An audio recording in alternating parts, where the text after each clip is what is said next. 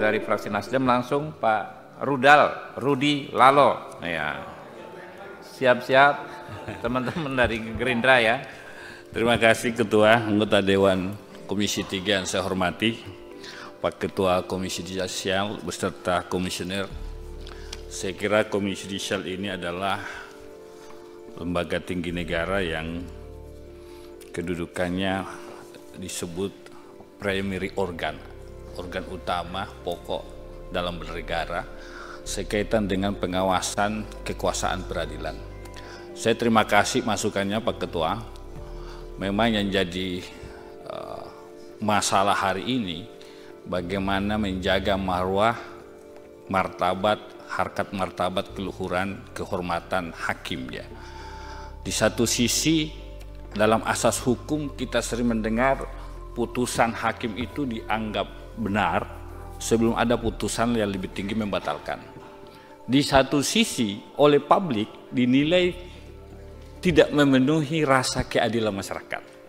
Ini yang terjadi kemarin kasus Tanur yang ternyata efeknya luar biasa Pak.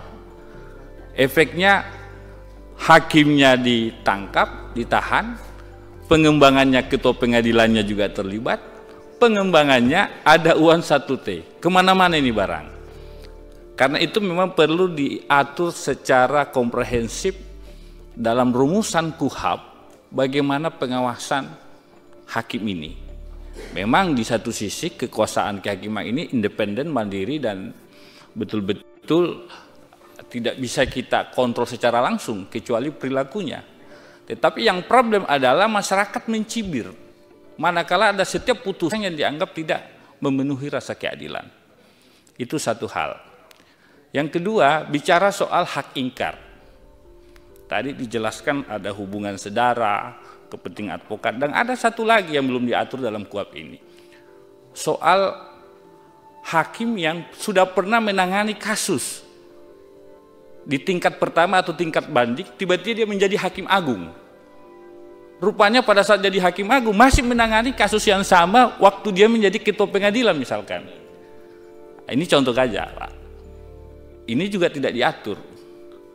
Dan ini apakah ketika kejadian seperti ini bagaimana status putusannya? Apakah putusannya cacat hukum, batal demi hukum atau bagaimana?